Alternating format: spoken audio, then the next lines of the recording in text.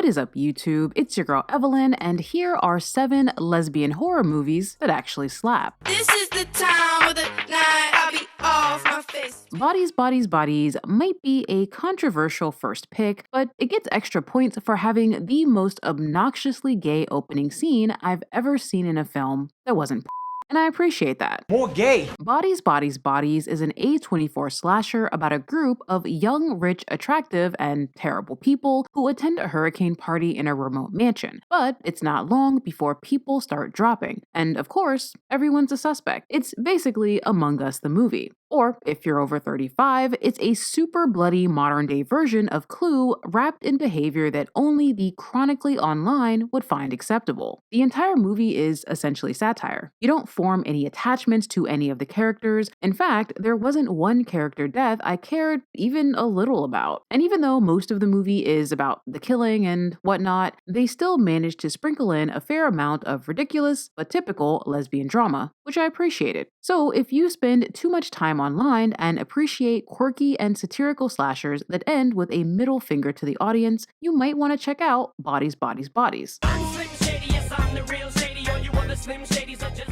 Shady is about an unpopular girl who catches the attention of a popular girl. Soon after, the two become besties, and eventually more than besties. But I have to warn you, this movie sneaks up on you. It starts off as a bittersweet queer coming of age, and then halfway through, the plot takes a hard left, and it gets disturbing fast. But even still, Shady isn't super graphic. In fact, the most disturbing elements of the film are found within the girl's abusive relationship, as well as the up things one of them does, like kidnapping, torture, and murder. And even though the ending gets kind of weird and unnecessarily supernatural, Shady is a well-acted and super creepy movie. Oh, you want a villain? Let me show you how I evil. Oh, you think I'm difficult? I'll show you. High Tension is a grisly French slasher film with the biggest of plot holes, but I still love it. Alexia and Marie are taking a weekend off from college and spending it with Alexia's family at their remote farmhouse. Not long after their arrival, a serial killer shows up and,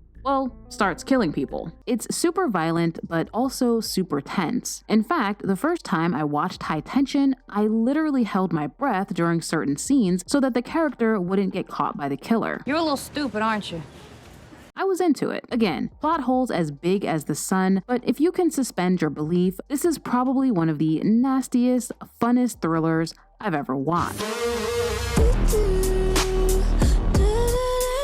Now onto a slightly darker film, My Animal. I'm kidding. Which I would categorize as coming of age with a light sprinkling of horror. Now, I believe My Animal is set sometime during the 1980s and tells the story of Heather, who's a bit of a loner in her small northwestern town for multiple reasons. Like 1, she's a closeted gay, and 2, she's a closeted werewolf. Seems pretty normal. One day, Heather meets the new girl in town, a rebellious figure skater named Johnny. The two become friends, and then more than friends, and then the shit kinda hits the fan.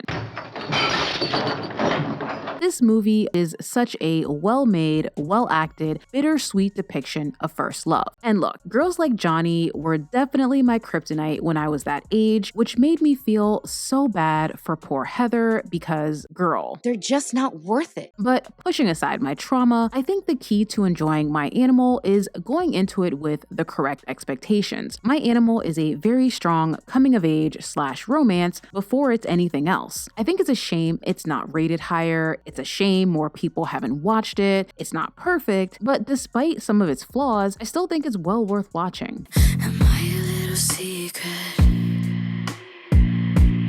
Veronica is about a troubled young woman who's receiving therapy in a remote cabin in the woods. Really? Just know that if you watch this film, you will have to suspend a whole lot of belief. Veronica is a lot like Windows, in the sense that the movie itself isn't disturbing, but the subject matter is. Actually, if I'm being honest, the movie is kinda hot. There's these 2 women alone together in a cabin, there's sexual tension and sexual frustration, there's even a solo session. It's hot, but once the root of Veronica's issues come to light, the movie becomes disturbing and just plain sad. I like sad stories. And that is it for the video. If you want more lesbian horror, be sure to check out my disturbing lesbian movie Iceberg video. It is literally my favorite video video that I've ever made on this channel. Also, be sure to drop your favorite lesbian horror film in the comments, and I'll see you in the next one.